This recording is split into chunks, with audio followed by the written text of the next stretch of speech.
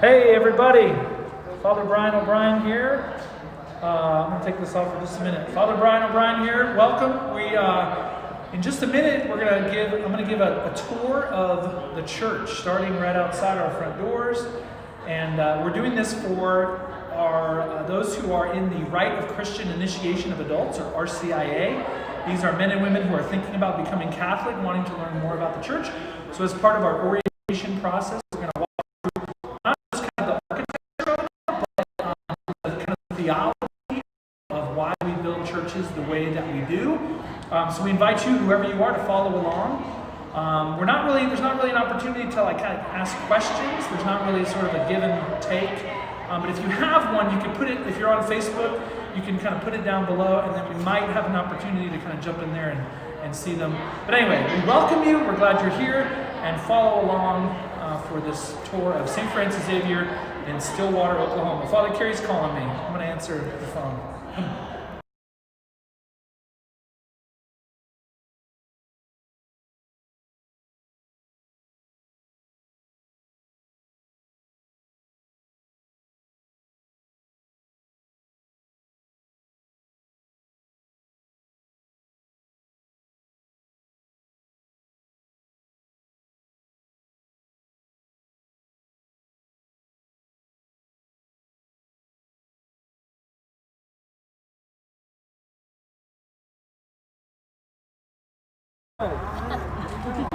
We're walking away from the church. Hey, it's the wrong way. Okay, you guys stand over here, and I'm going to stand right here. So turn this way and then look this way. So just precaution-wise, just spread out a little bit, like there is a pandemic. And then if you wouldn't mind, if you just keep your distance from me, and then I'm going to take my mask off. And that way people in the back will be able, I usually don't have trouble being heard, but this will help. So we're also live streaming this. So if you don't want to be, on the live stream, don't walk in front of Rob Agnew. But if you do, then go ahead and feel free to jump in and make comments and all kinds of things. So just a couple things. First of all, welcome. I know we have all seen each other. How fun is this to be in person? So if you see someone who looks familiar and you're like, hey, I saw you. You're on the top right of my screen. That was awesome. Anyway, this is an evening to kind of say hello, and we'll be together kind of over these next several months. So this is certainly not the only time. But I'm Father O'Brien. I'm the pastor. We've all met, I think, at some point, or seen each other at some point. And what we want to do tonight is just simply show you and give you just a little tour of our parish. I love it when people say, people who go to church here, like you, and they say to me, I just love your church. Because the first thing I say back to them is, it's your church too. And in fact, it's probably more your church than my church, right? Priests, if you're new to the Catholic world, priests get moved around. Now, I'm not going anywhere, no immediate plans. But there's going to come a day when the bishop is going to call me and send me somewhere else. Same with him. Probably him before me. So don't invest over there. I'm just kidding. But a younger priest or an associate pastor tends to get moved around a little bit more than a pastor who's a little more stable. Anyway, you're going to be here, chances are, longer than me. So this is more your church than it is mine. Many of you have been in and around Stillwater for many years. You saw this place going up. You drove by and wondered, I'm sure I would love to go in that church someday. Little did you know, here you are, looking into becoming Catholic. Long before I ever had visited Stillwater, long before I ever knew that a church was going up, many of you were involved in this. So the goal of tonight really is just to walk through the church. You've all been here, but my guess is you're going to pick some things up tonight where you're like, I have always wondered why there are 12 candles on the wall. What the heck? I've always wondered, who are these statues and why are they there? Why is the church shaped that way? Why is there a big, steeple, whatever that may be? So there's an opportunity, as we go, very informal, to just ask questions as we go. Don't be shy. There's no dumb question. If you got something on your mind and you want to know, then throw it out. I would also say many of you have visited other churches in other parts of the world. If you see something that reminds you of another place you've been, I'd like you to speak up. Because one of the things you're going to see, this church is not unique. In some ways, it's unique to us, but it's built in such a way as to mimic and mirror other Catholic churches. Okay, so there's a reason I wanted to start outside, because the way that a church is built, your prayer as you come to church. What is a church? First and foremost, it's a place of prayer. Yes. Do we have coffee and donuts? Yes. Do we have RCIA class? Yes. Do we have offices over here? Yeah. Do we have a place where we count the money?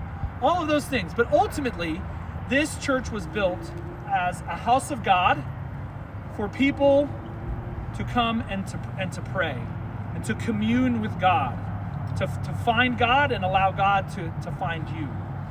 And so that process starts when you pull off of Country Club or McElroy into this parking lot. So the way that this was designed is that there would be a little bit of time between your car and the front door. Now, for those who are elderly or disabled, they hate it.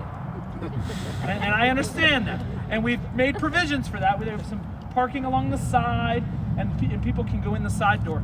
But the idea is when you park your car and you make this walk, you're already making a transition in your mind from what's going on out there to what's about to happen in here. And you've got a little bit of time. We know from here to our house, that's where Father Robert and I live, over there, right? It's 200 steps, exactly.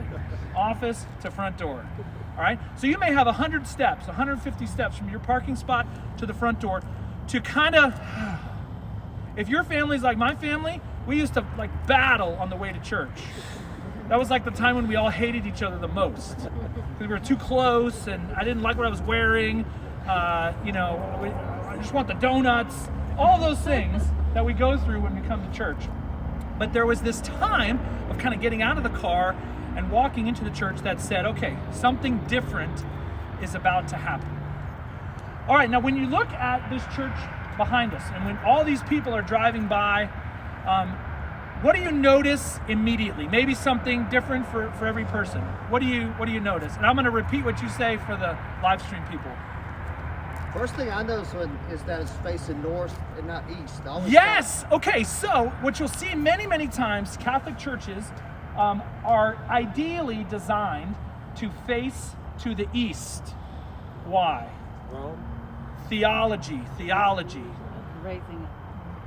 Jesus would come from the west. So it's about the sun. Where does the sun rise? The sun rises in the east and sets in the west. So it's about the sun, S-U-N, but also the sun, S-O-N. Huh? See what I did there? It's about the sun rising. And what ultimately is the linchpin of the Christian faith, and that is that Jesus died and he rose from the dead. And so you'll see many churches, especially ancient churches that were built centuries ago, you'll see them facing east, or especially with the altar facing east. In our particular case, in our particular situation, we have these 20 acres. It just would have been a lot more difficult. Imagine this that way. We would lose sort of this. Anyway, ideally it would face east. If you ever build a church down the road and you can face it east, ideally you face it east. Okay, what else do you notice? Just right, maybe the first time you came here. Steeple, right? Big, tall. The idea is that it can be seen. And so if you're driving into Stillwater, one of the things I love, if you're coming from I-35 and you're coming down 51, there's kind of a moment, and it's 3-4 miles. when you can see it, right? So now whenever you're driving, you got people in your car, you say, hey, there's my church, right? It's meant to kind of call people here, that people could see it. Now, one of the things, interestingly, just in the architecture, the reason that that's actually not taller is if we went any taller, we would have to put a red light on top because of the airport. All right?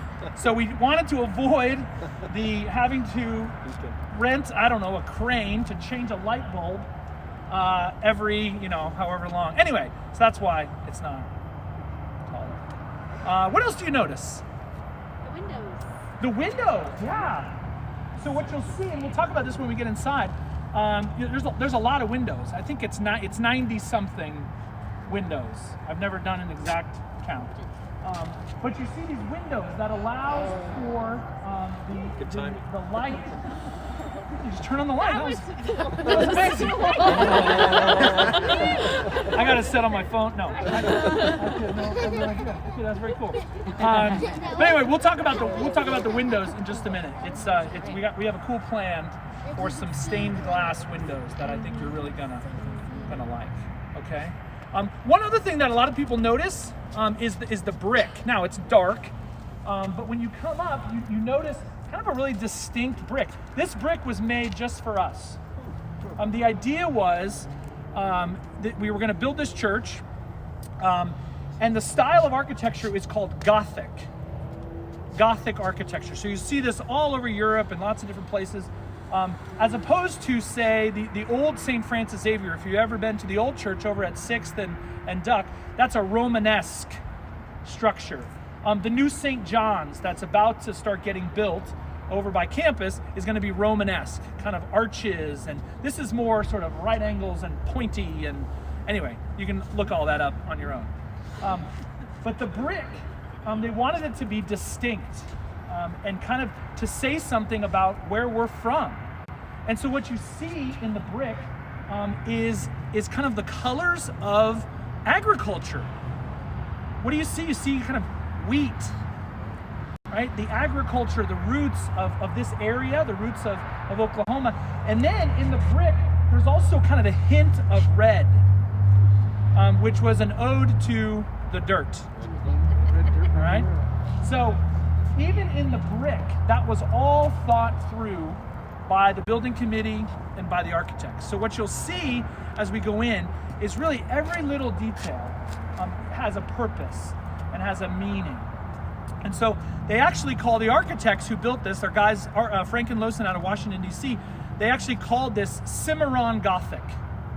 They totally made that up. Gothic, they didn't make up. Gothic's been around for hundreds of years. But the Cimarron, our river that runs close by, it's a distinct style just for good old Payne County. All right? Now, you get out of your car and you walk up and you've got a little time to sort of leave the world behind and come into, in a very real sense, the heavenly mystery of the church, of the Mass. The other thing that you'll hear, especially on Sundays, is we have bells. Bells have a long history, and that is the bells, they call you to prayer. Lots of different religions use kind of bells or some kind of call to remind everybody within earshot that, hey, it's time to come pray. So you'll hear that especially in monasteries. The monk will be out in the field, the monk will be doing his work in the workshop, and the bells ring, drop what you're doing, it's time to pray. Now here, if you're coming to Mass on a Sunday and the bells aren't ringing, you're late. All right, if the bells are ringing, you're in good shape. Bells aren't ringing, you're late, but you should come in anyway, and no one's going to yell at you. We're just glad you're here. Okay, all right, so come on up here. We come in.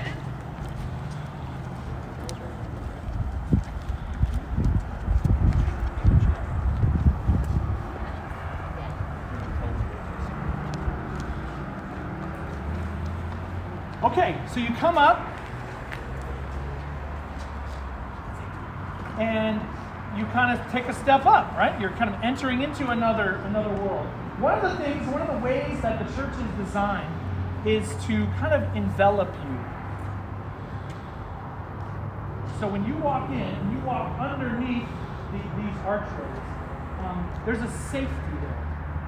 If it's stormy out here and you're running, there's like this relief, right? Once you get in underneath the arches.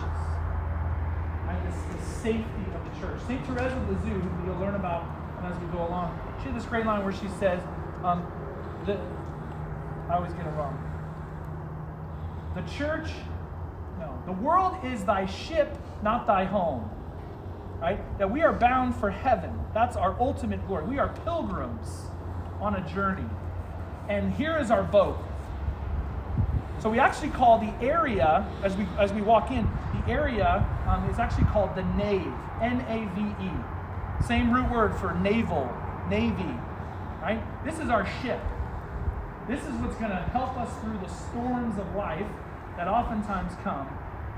We've got this to protect us. Not just the physical church building, but the church as a whole. Okay, so now, go back to March the 11th, 2018. Some of you were here, many of you were not. That was the day this church became a church. Before that, it was just a really, really nice building. It took 25 months to construct. The whole thing, office, the church, to gym, to preschool, to parish hall, everything, all in at a cost of $23 million. Now you would say, that is the craziest thing I've ever heard. Why would you spend that much money?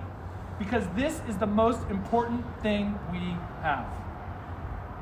When you're celebrating your anniversary or it's your best friend's birthday, what do you get them something, right? You get them the best because they deserve the best. And that's how we feel about the Lord Jesus, right? He deserves our best. And so we're going to design something beautiful. We're going to build something beautiful, even if it's expensive. And it was. We still owe $1.2 million, by the way, if anybody wants to pitch in. Okay, awesome. So, March 11th, 2018, the community gathered. We had a lot of people here that day. It was awesome. The most kind of important person that day was our bishop. And you'll meet our bishop kind of as we go along. Bishop David Conderla. He came, and he was the principal celebrant. He was the one who was going to celebrate the first Mass in our new church. Now, there were other priests. Our former bishop was there, Bishop Edward Slattery. This project kind of got started under him and finished under Bishop Conderla. I was there. Lots of other priests were there. Lots of people were there. The choir was there. The place was packed. The architects were there. The construction company was there.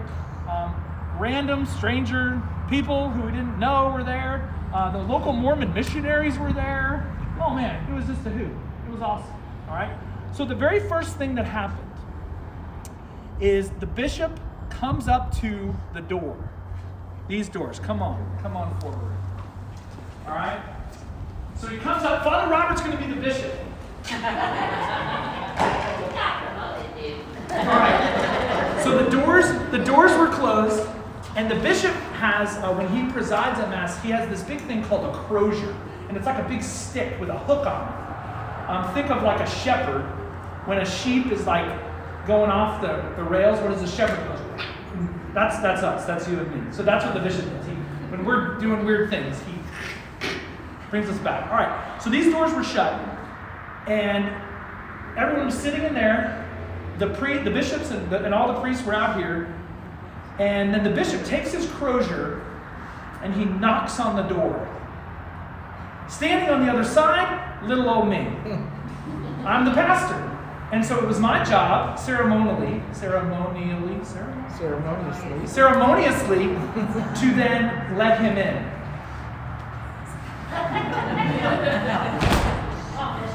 We've been there.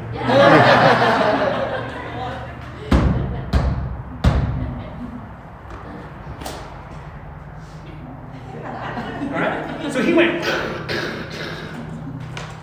All right, and then the ceremony then moved inside. So come on in.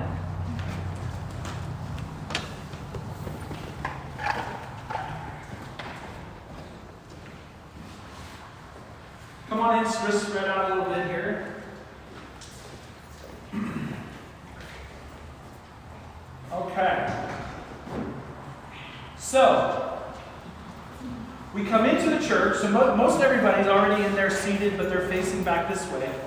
And the bishops, the priests, the architects, and the construction company all meet right here. And as part of the liturgy, as part of this dedication mass, the architects hand over a copy of the plans to the bishop. So they're literally standing there with these plans, and they hand them to him. He was kind of like, okay. And then he handed them to me, and I was like, I put them over here. And then the architects literally take the keys and hand them over to the bishop. So ultimately, whose church is this? Yeah, it's yours and it's mine. Ultimately, this church belongs to the bishop. It's one of the reasons why we keep his picture right there. Right? Whose church is this? His. As long as he's our bishop, he's the boss. Right? Now, who's his boss? Boom, Pope Francis, right over there. Okay? So there's a reason why we keep these two front and center, because that's who ultimately is moving us and helping us to grow. All right. Interestingly, this is a kind of a funny story. The architect didn't have keys on him, so literally 3 minutes before he was like, "I don't have the keys." So I took the keys out of my pocket, literally these keys right here, and I handed them to him. He handed them to the bishop, who then handed them back to me, and then I put them in my pocket. Now on here is an actual key to the front door, so it was all. Anyway, it all worked. All right, so you get out of your car, you walk up, you come in these doors. During COVID, we've been having these doors sort of open more, so people don't have to kind of touch all the doors. But usually the doors are closed, and you just walk in. And literally anybody can walk in. On any given day, being here during the day is hilariously awesome, because people just come. People just come and pray. Sometimes it's people we know, sometimes people we don't know. People just passing through. People just drive by and they walk in and they're like, "What is this? What is this?" And we're like, "Hi, we're the church. We welcome you here." So, but people just, they come. So this little area here, formally we call it the narthex. Most people would call it, I'll meet you in the lobby. Right? But it's a little more than a lobby, right? It's beautifully appointed, right? All of these lights and everything that you see here was all purposefully done. And the purpose of this is kind of another sort of space in between. All right? So you come out of the cold, out of the rain, out of the hot Oklahoma sun, and you come in, air conditioning, heat, safety. And you come in here, and this is kind of where the information is. Hand sanitizer, church bulletins, right? We have this, we put this in probably about 6 months after we were in. The welcome table, right? It has bulletins, little information on how to go to Mass in English and Spanish, information for college students about St. John's, our stewardship renewal, how to pray the rosary, our welcome packets for new parishioners, right? All that kind of stuff, right? Behind here, total randomness, mostly. We got Kleenex, we got books, we got, kind of sort of more of a kind of storage area. But this is meant to welcome people, to bring people in, and to make them feel welcome. All right, we got masks, we got TVs, we got all kinds of stuff. One of the coolest features of the narthex, and most people don't know this, even you longtime parishioners, have you ever wondered how we always start Mass on time? Watch. When you come to the 1 o'clock, the 11:15, the 8:30, the 5 p.m., when it's 5 p.m., we start. And here's how. Over here, we have a little closet that says First Aid Defibrillator, and there actually is one in here. But right here, there's a little switch. And that switch goes to a light that's on the piano in the choir loft. So when we flip the switch, they start singing. Did you know that, longtime people? Did you know that? Let me see that switch. They started. You're not allowed to touch it. Don't even think about it. Okay. Before we go into the church, I'm going to have Stacy's going to hand out a little aid that's going to help you. Maybe some of you have seen this, and this is going to be just dish them out. This is going to be yours to keep, so you can write on it, you can fold it up, you can do whatever you want. This is something that we put together for people who are taking a tour of the church. Maybe a kind of a self-guided tour. Maybe we're going to be walking through it with one of us. But it kind of walks you through some of the kind of the cool stats, like how many people can sit in the church, how tall it is, how many bricks do you think it took? 420,000. Timothy wins the award, okay?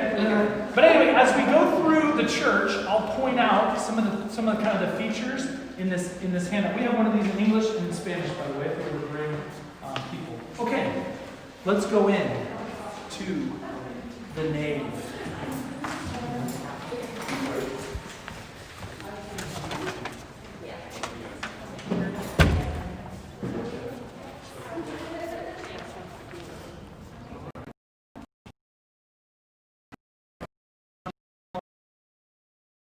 I'm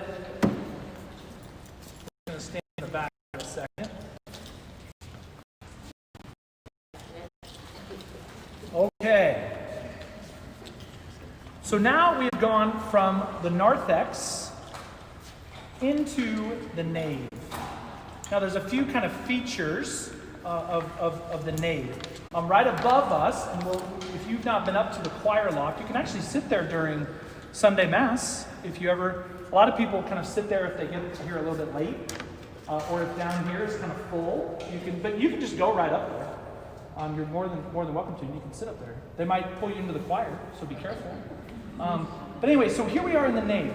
Now, normally during normal times, you would walk through these front doors, and the first thing you would do. So it's kind of a little bit weird. You guys are becoming Catholic in the time of COVID, because some of our best customs are kind of not doing right now. And one of them is that normally this large bowl would be filled with water. We call that holy water. You would come in normally, and you would see any number of people, kids, adults, whoever they may be. You would see them literally stick their hand in there. Hence why we're not doing it at this moment. They would take it, and then as they walk in, they would make the sign of the cross.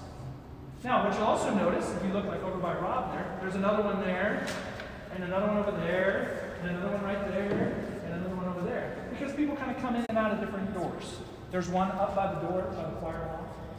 We want everybody to be able to access holy water. So they would come in and they would bless themselves as a reminder of their baptism.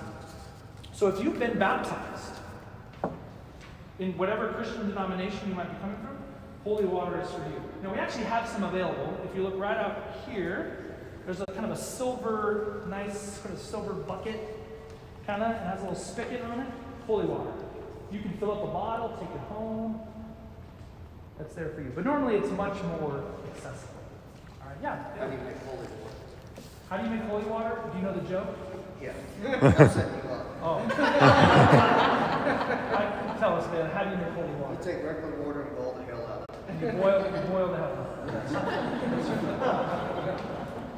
it. Normally you just need a deacon or a priest to bless the water. And then it becomes. It's a special prayer. And there are special holy water blessings. Yeah. Okay, so you walk in, you bless yourself, and then you find a seat. And maybe you're coming just to pray by yourself. You've got the whole church to yourself. Maybe you're coming on Wednesday for Eucharistic adoration. You've got basically the whole church to yourself. Maybe you're coming for daily mass. Today at daily mass, there were probably 40, 50 people. Now, if you come on Sunday, especially during COVID, it's going to be a little tighter. There's maybe 150. I think last week we almost had 200 people at one mass. That got pretty full. But when these ropes are gone, and when COVID's gone, on a Sunday, do not be surprised if there are 500 or 600 people in here. And you're sitting right next to somebody. When they designed the church, little trivia, our seating arrangement is based on everyone having an 18-inch butt.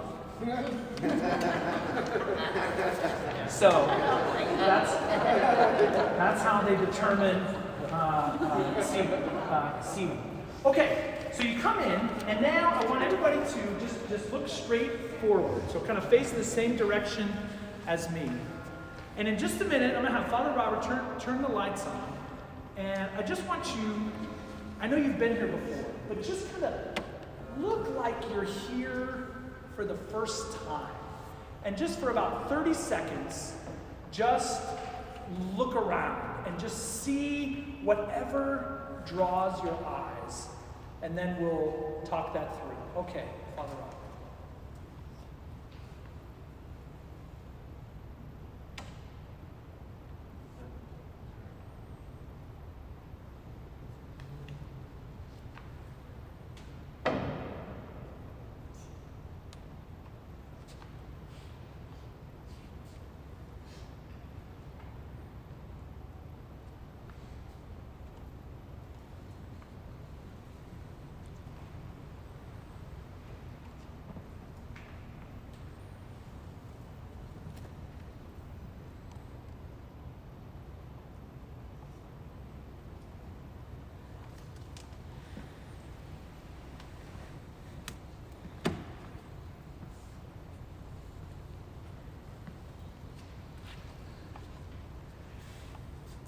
All right, what drew your attention?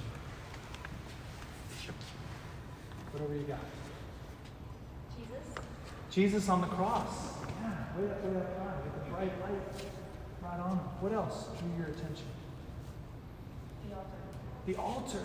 Yeah. So kind of when you look straight ahead and you see there's some kind of image on there. You can't quite tell what it is from back here.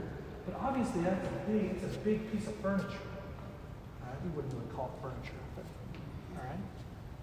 Okay, what else drew your attention? Well, when it was dark, the sanctuary.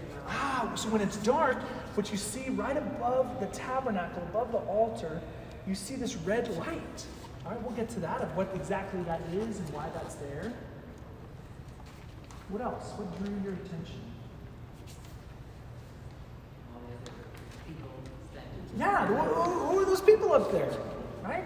So those are obviously kind of works of art that are there, and who are they? I think maybe the first time you walk in, you're like, those must be somebody important. They're going to put a statue up, but you don't quite know exactly who.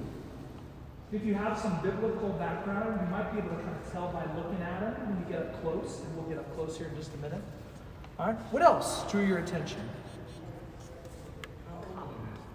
It's big. It's expansive.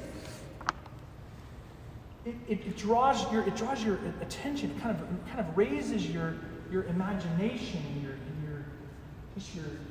heart sort of leaps a little bit. Right? It kind of draws you up. You just want to look at the ceiling. One time when we first moved in, it was actually before the dedication, and I just laid down right in the middle. And I was just like, this is awesome. All right? So you might notice the ceiling. The ceiling has these they're actually called, architecturally they're called ribs. Like your rib. I mean, they're kind of bent. This is actually what, for those of you, if you remember when the church was being finished, there were kind of multiple start dates. Like they were like, hey, we're going to move in August. And you were like, yay. And then they were like, we're going to move in November. And you were like, what happened to August? And then eventually we settled on March the 11th. But that was one of the things that held it back. Those had to be specially made for this church, specially fitted for this church, and then installed. And there's a lot of them. There's like 100 and something of them. Pretty amazing. Okay? So it draws you up. It draws you kind of out. Does this place look like anywhere else you go in the course of your day? Not really. I mean, you might go to a big building. All right, this is a big building. You might go to a tall building. This is a tall building, right? But in the course of your day, you don't go anywhere like this. And that's very much on purpose. So you'll see a lot of times, you can tell kind of theologically how the way a church is built says something about the people who built it. And ultimately, what we want to convey to anyone who walks in the door is what we believe. And what we believe is that God is real, that Christ is risen from the dead, and we're going to build him a home that is dignified and beautiful, because God deserves our best. And that comes across, I think. All right? Okay, come on forward.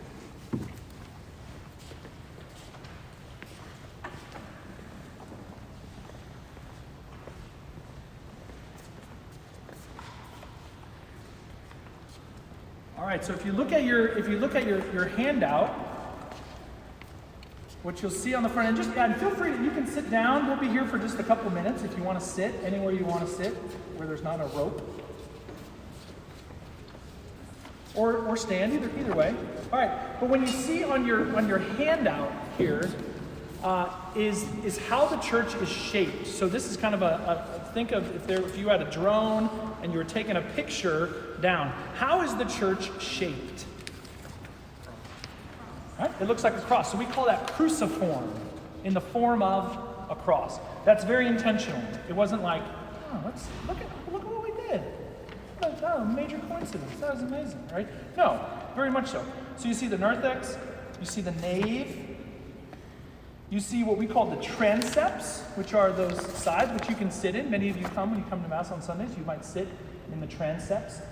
When you come in sometime, maybe all this is full, and one of the ushers might say, well, there's room in the transepts, and you're like, is that up there? Is that over here? Okay, now you know. No excuses, all right?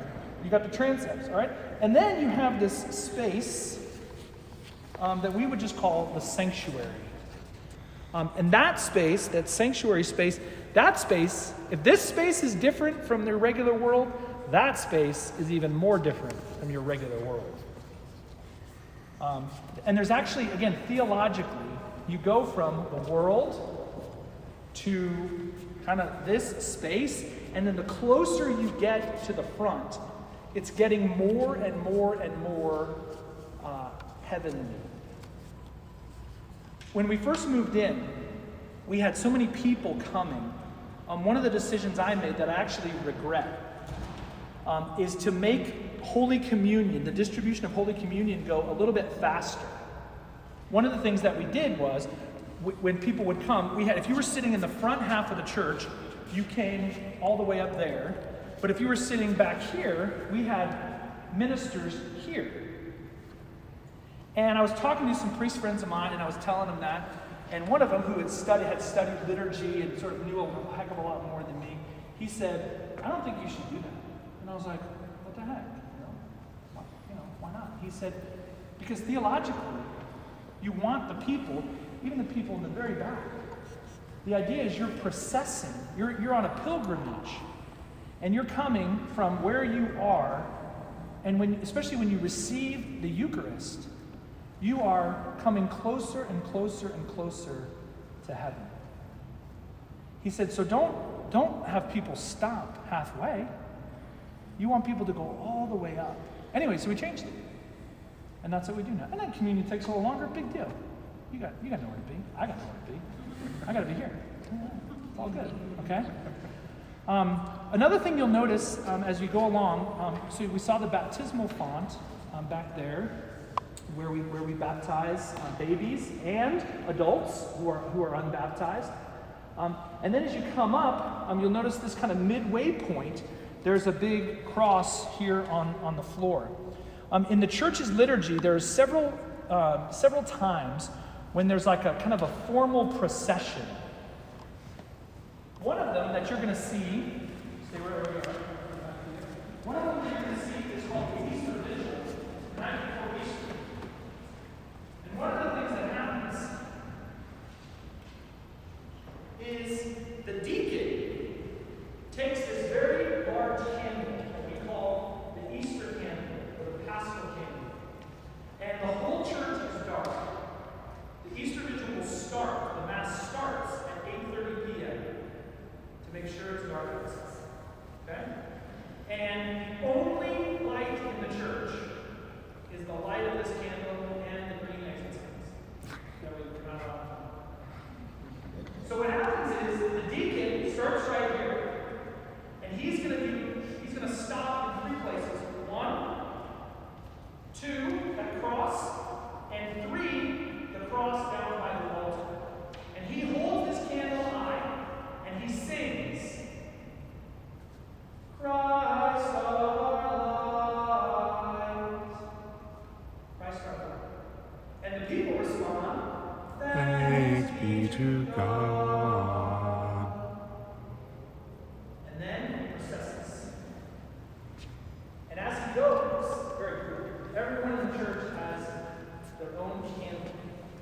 much smaller than this. That would be expensive. And from the light of this one candle, which represents the resurrection of Jesus Christ from the dead, every candle in the church is lit. And so it goes from being dark with one singular light to the church being lit up pretty well in the matter of about 3 minutes. So he gets to here, and he sings, Christ our light. And the people say, thanks be to God. And up he goes for the third time. So that's one of the processions that takes place. This is really heavy. That's one of the processions that takes place in the course of the liturgy. The other one happens a couple of days before that, actually the day before, on Good Friday.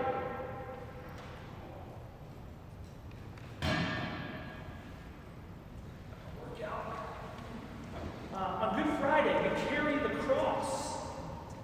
We stop there, we stop here, and we stop there. Right? So those were even put here, not just like, oh, this is the middle.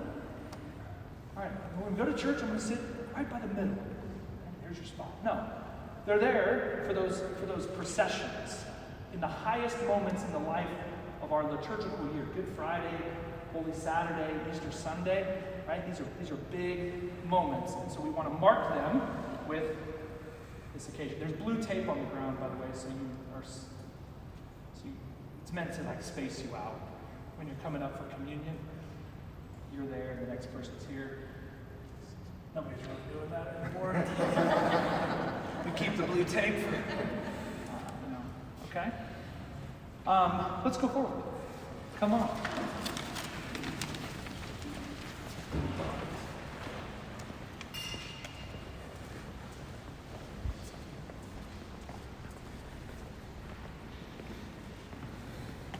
Okay, come on up, and you can be seated and grab a spot, stand or sit, either way, wherever you can see.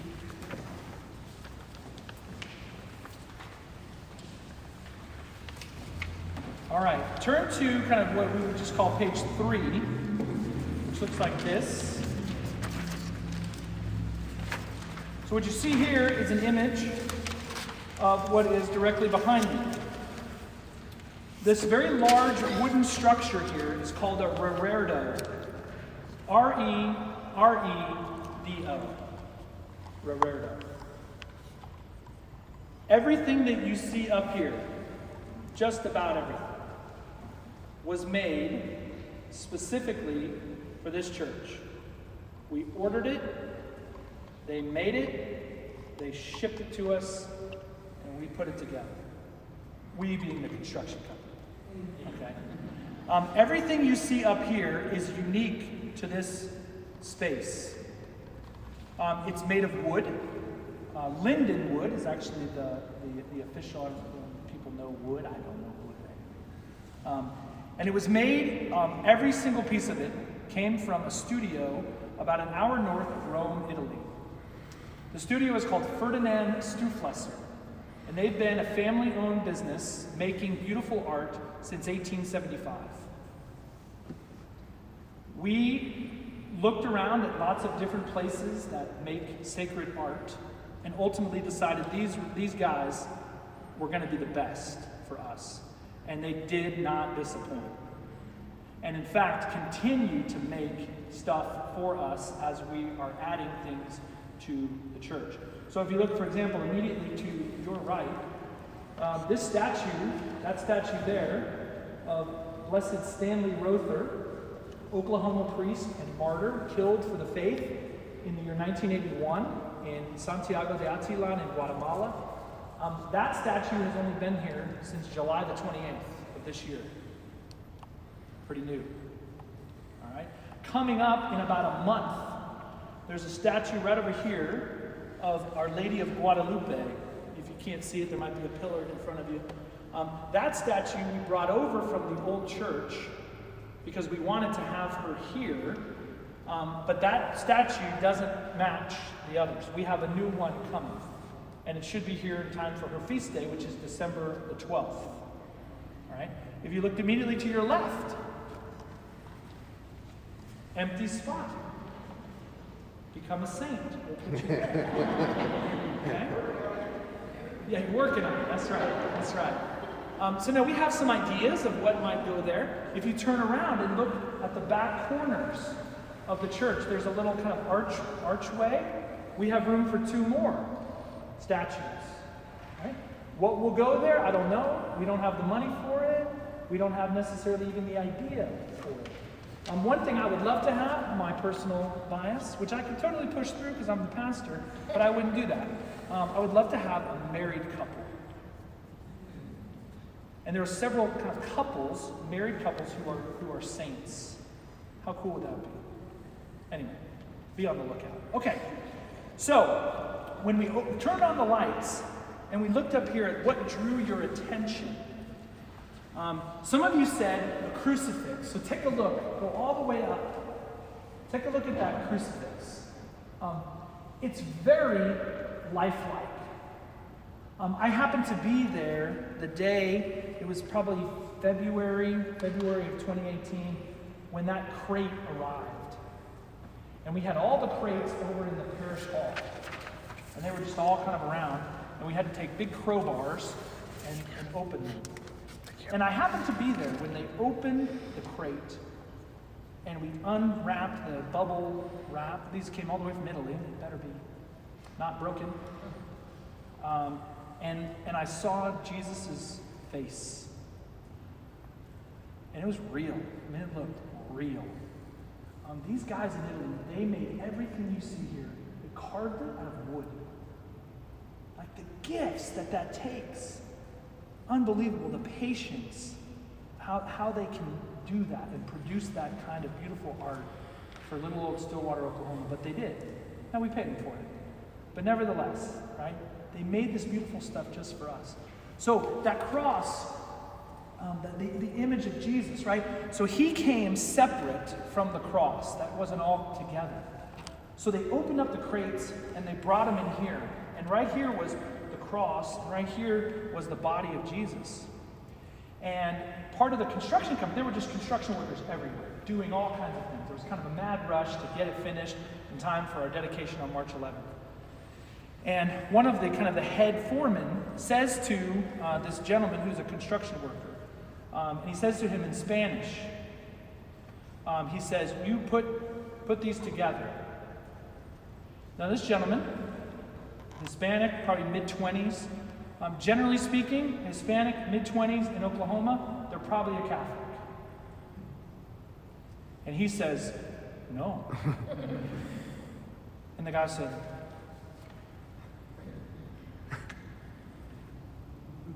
"No." So he gets another guy, brings him over here. That guy was like, "Oh." no qualms about putting Jesus on the cross. But it looks so lifelike. And very much on purpose, right? We want it to kind of feel it. Like, wow, what did Jesus really go through? Now, you'll go to a lot of churches all over the world, and you'll see images a lot gorier than that. Especially if you go to Mexico, Central America, Italy, a lot of those places, they tend to be a little more demonstrative in their view of there would be blood and the big cuts, but then you'll also go places where it doesn't look like Jesus, just where it looks like nothing happened to him. Right? We're kind of in the middle there, but it's a beautiful image of Jesus. Interestingly, he's got a crown of thorns. That's a real crown of thorns. That's not made out of wood, that's thorns. That came separately from the company in Italy as kind of a little bonus, if you will. But then you might say, why would they go through all that trouble to make a real crown of thorns if no one's ever going to see it? No one's ever going to, you're never going up there. I'm never going up there. That thing's never coming down. Why go through all that trouble? Because it's for the Lord. We go with those kind of painstaking details, that little extra. We do it out of love for our Lord, who did that for us.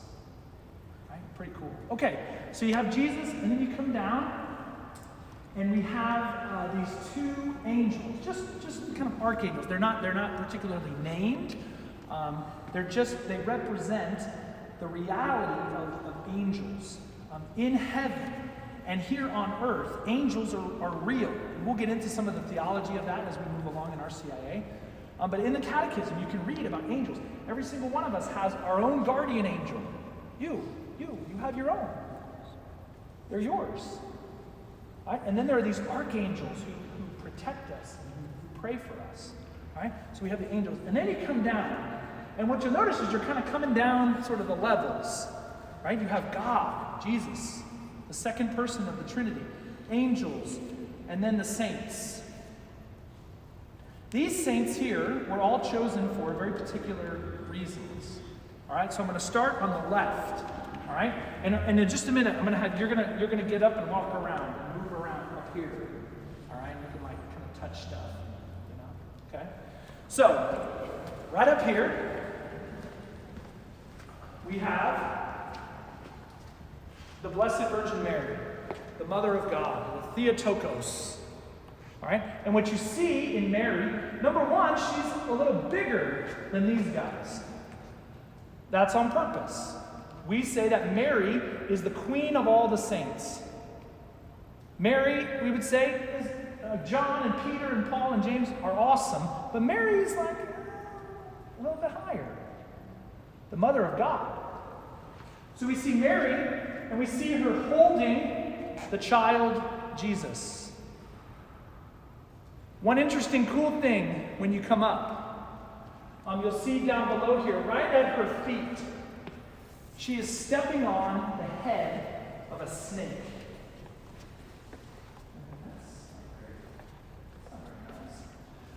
Go back to the early chapters of the book of Genesis. Who tempts Eve to eat of the fruit of the tree of the knowledge of evil? The serpent. We oftentimes, in our church's theology, we refer to Mary as the new Eve. Eve and Adam brought sin into the world. Jesus, the new Adam, brought into the world by the new Eve, defeated sin through his death and his resurrection. So you'll oftentimes see Mary depicted squashing the head of a snake. No different right here. All right, so then you come across from Mary, we see wonderful St. Joseph. St. Joseph, the foster father of Jesus. Who is Jesus' biological father? God the Father. But Joseph was his protector here on earth. Joseph took Mary and Jesus into his home. Took care of Mary, took care of Jesus, taught Jesus how to be a good and faithful Jewish boy. Taught him the great lessons that fathers teach their sons. One of the images that we use for Joseph, you'll see this all throughout Christian art, is you'll see it as Joseph the worker. Joseph was a carpenter by trade. And so this was a nod to the hardworking people of Payne County, who for a century or more now have been building this place with what? With their hands. Right? There's a lot of frou-frou technology stuff throughout Ponce, all right? You're typing away, all right? But really, how does stuff get built? It gets built with your hands. And so this was a nod to those who have built this place, this church, and this community with the dirt of their hands. All right? So St. Joseph the worker. Okay. In between them, you've got four saints. You've got here in the green, the Apostle John. You'll see John with a feather because John was a writer. We have the Gospel of John. We have the letters of John. You see him with a chalice, which is a reference to a particular passage in the Gospel of John. Next to St. John. Oh, by the way, interestingly, John, close to Mary. And this was actually not done purposefully. but I like to tell people that it was because we thought everything through, but we didn't. After the resurrection, when Jesus died and rose and ascended into heaven, Mary went to live with John. At the foot of the cross, Jesus says to Mary, "Woman, behold your son. Son, behold your mother." So how cool is it that here they are in our church right next to each other? Right? I asked the building committee and they were like, "That's a really good point." That was not purposeful, not thought through. All right? So you have John, and then on the far other side, you have the Apostle James. John and James were brothers and also apostles. All right? You see in the Apostle James, he was a traveling man. He went from Jerusalem to Spain on foot. So you see James with the pilgrim staff, right, as you walk along. You see him with, I wish I had like a little red laser thing. You see the kind of the red thing hanging from his stick. That's meant to be something where you can hold water, a gourd to hold water. He's got his hat to block from the sun. If you're familiar with the country of Spain or the history of Spain, there's something called the Camino de Santiago, or the Way. There was a movie with Martin Sheen called The Way, if you've seen it. Anyway, it follows the path of St. James. In Spanish, the word for the name for James is Santiago. And it's actually where he's buried. So if you go to Spain and you go to Santiago de Compostela and you visit their cathedral, and you go down underneath, you're going to find the bones of St. James, brother of John, apostle of Jesus. Right. Now in the middle, two very important figures in the life of our faith. You got St. Peter and you got St. Paul. You always know it's St. Peter because he's carrying keys. In the Gospel of Matthew, chapter 16, verse 18, Jesus says to Peter, "You are Peter, and upon this rock I will build my church. I will give you the keys to the kingdom of heaven. Whatever you bind on earth will be bound on earth. Whatever you bind on earth will be bound in heaven. Whatever you loose on earth will be loosed in heaven." We talked about that last week, remember? The bones of St. Peter underneath St. Peter's Basilica. Right? So anytime you see Peter, he's always going to have keys in his hand. Right? You also see him with a book because he was a writer. The letter of St. Peter, 1 and 2 in the New Testament. And then you come across and you have St. Paul. St. Paul, if you're a sinner like me, St. Paul ought to be in like your top 5 seats. St. Paul was a notorious sinner. He was a mercenary. St. Paul, I like to say, he used to kill people for a living. And now we have his statue up in our church because something happened. He met Jesus and his life changed. In Acts of the Apostles chapter 9, you can read about the conversion of St. Paul. Jesus appears to him, risen from the dead, and Paul's life changes radically forever. And so, we see Paul with the book, because he was a writer. Paul wrote half the New Testament. The letter, you'll hear it at Mass, a reading from the letter of St. Paul to the Ephesians, a reading from the letter of St. Paul to the Corinthians, a reading from the letter of St. Paul to the Ephesians, a reading from the letter of St. Paul to the Romans. He wrote and wrote and wrote and wrote and wrote, and we still have a whole lot of stuff. Right? St. Paul. Now, very cool is that Jesus had 12 apostles. But in reality, he kind of had his number one guy was Peter, the first pope, the first leader of the church. "You are Peter, and upon this rock I will build my church." So Peter was kind of his number one guy. Then he had his big 3. His big 3 were Peter, James, and John. As you read through the Gospels, you'll see over and over again, it's either Jesus and Peter, Jesus with Peter, James, and John, or Jesus with the 12. His 1, his 3, and his 12. So Peter, James, and John made the cut in our church. There's lots of other options, of course. But now we have Blessed St. Rotha. We've had from the beginning, over here to my left, St. Francis Xavier, after whom our church is named. We have Guadalupe, we have another statue over there, another one there, another one there. We have St. Teresa of Calcutta, another Teresa in our chapel, just across the hallway there, and room for more there as well. All right, so then we come down, take a look at your handout, and there's this awesome depiction of the altar. On page 4-ish, it says the altar. This one? Yeah. So what you'll see is all 12 apostles. And when you get up close here in just a minute, you can see. So here we go, left to right. Bartholomew, and James, and Andrew. Here we go. Judas Iscariot, the one who betrayed Jesus. You see him, he actually has a little money bag. Judas sells Jesus off for 30 pieces of silver. He's got the money bag with him at the Last Supper. All right? So moving across, you see Judas, you see Peter. Peter has a little sword a little bit later on. When they leave the Last Supper and they go to the garden, Peter cuts off a guy's ear. So he's got his sword, his little scabbard, ready to roll. All right? And then the Apostle John. And anytime you see John always just looks super relaxed. Everyone else is freaking out. And then there's John.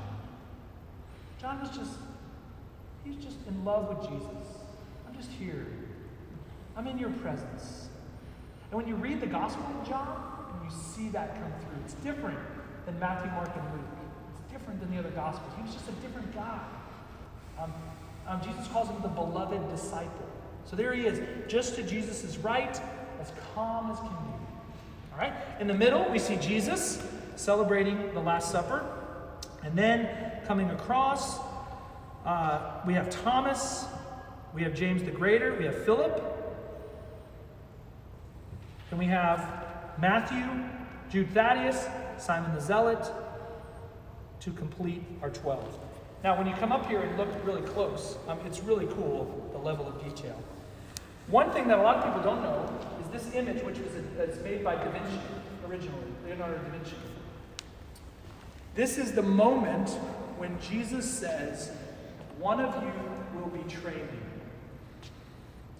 And if you're not familiar with that, we'll get there. But he says that, "One of you will betray me." And you can see this commotion that comes across the room. What? And so look at them, they're all pointing like, me? Him? What? How? That? And there's John. I know it's not me. I'm okay. All right? But there's this moment of kind of consternation and confusion that Da Vinci captures in his Last Supper. Now, really cool artistically, as you look at this, and it kind of almost looks like a painting, and then you get it close, and it's 3D. Okay? So now, the last thing in the sanctuary that I want to point out, and it is by far the most important thing up here, because of what's inside, or rather, who's inside, is the whole reason we built this church. And that is the tabernacle.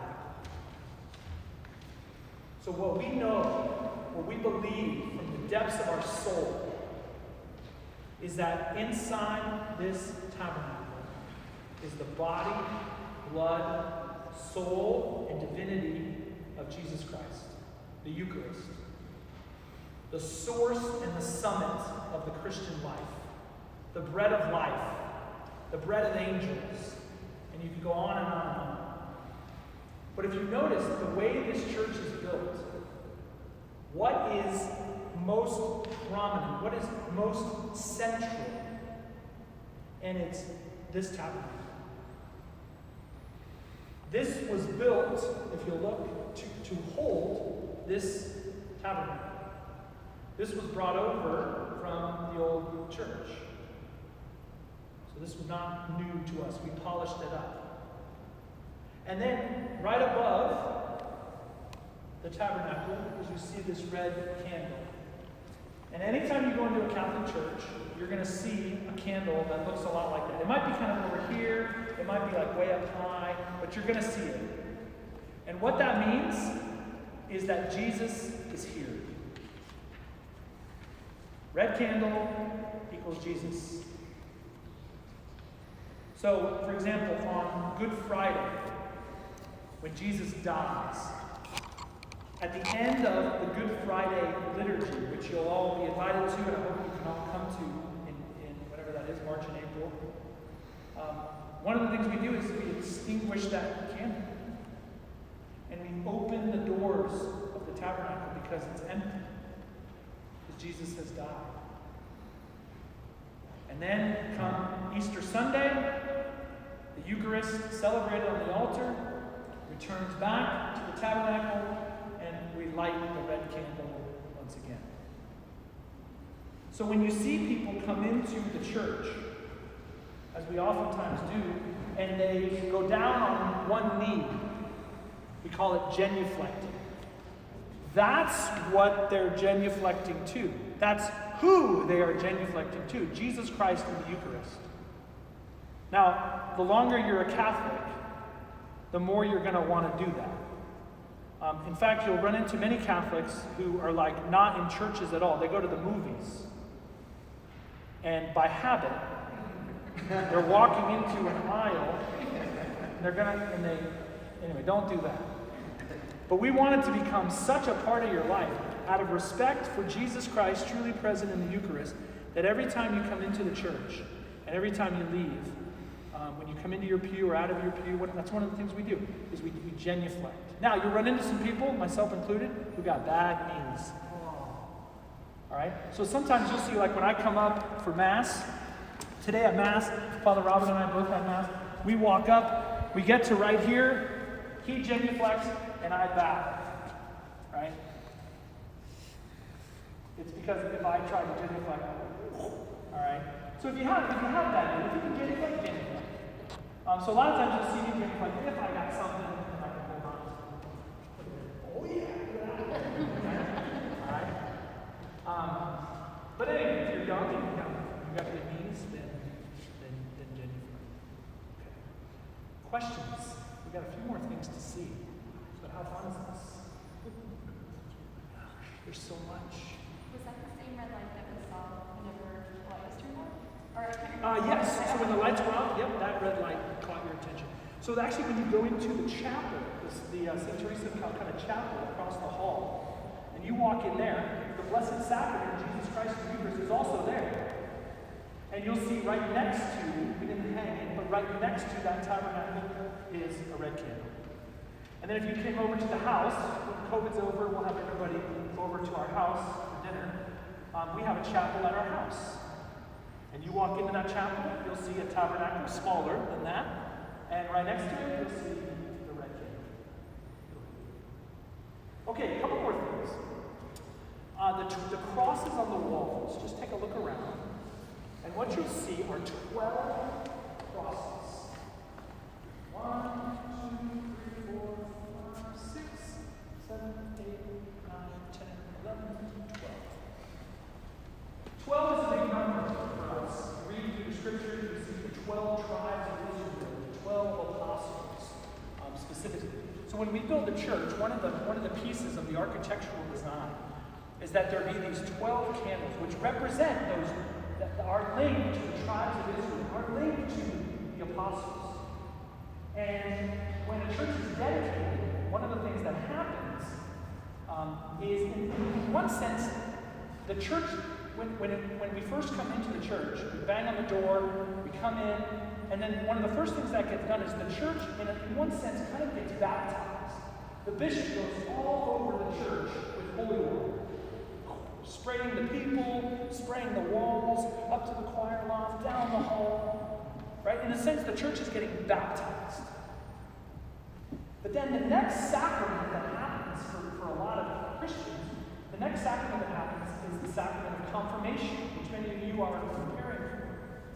And so the next thing that happens in the church is, in a sense, Chrismated, confirmed. So we take that same sacred chrism, that beautiful smelling oil, that's going to get rubbed on your head when you get confirmed. We take that chrism and we do two things with it. The first thing that we do is we put it all over this altar. So Bishop Condola took this big bottle of chrism. It's expensive stuff. And he poured a glop right there, and a glop right there, and a glop in the middle, one over here, and one over here, and then handed the bottle off. And then he took his bare hands, and he took that chrism and smeared it all over. And I'll never forget it because he was thorough. He was going through like every inch of it. I remember thinking, like, man, he's a superintendent. That's what he should have been. Then we take that same chrism and we chrism it. We anoint the walls of the church. And where we did it was right on those gold crosses. So here we are, 2.5 years later. If you go up and take a good look at those gold crosses, you'll see the chrism is still there. Right? We haven't touched it. You'll notice a candle. Those candles get lit once a year. On March the 11th, the solemnity and dedication of St. Francis Xavier Catholic Church, Stillwater, Oklahoma. Once a year, we will light up those candles as a reminder of what we saw on the day that the church was created. Pretty cool. What is the chrism again? Okay, so chrism is it's a kind of oil, so it's two oils together. It's olive oil mixed with something called balsam. And balsam is a very fragrant. I want to take you back to the sacristy, I'll let you smell it. So normally when we anoint, for example, when I anoint someone who's sick, we use less olive oil. When during the baptism of a baby, we do a little blessing like over their heart. And it's a less olive oil. When we use chrism, it's olive oil plus this fragrance, aromatic balsam.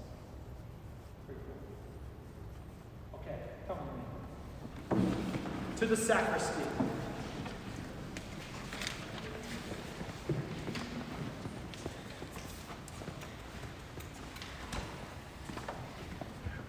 Oh yeah.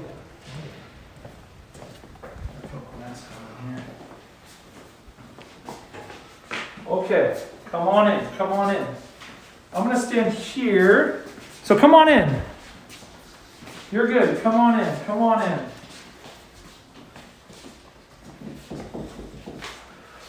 Oh yeah, here we go. Come on in. Swing around, you can come around here.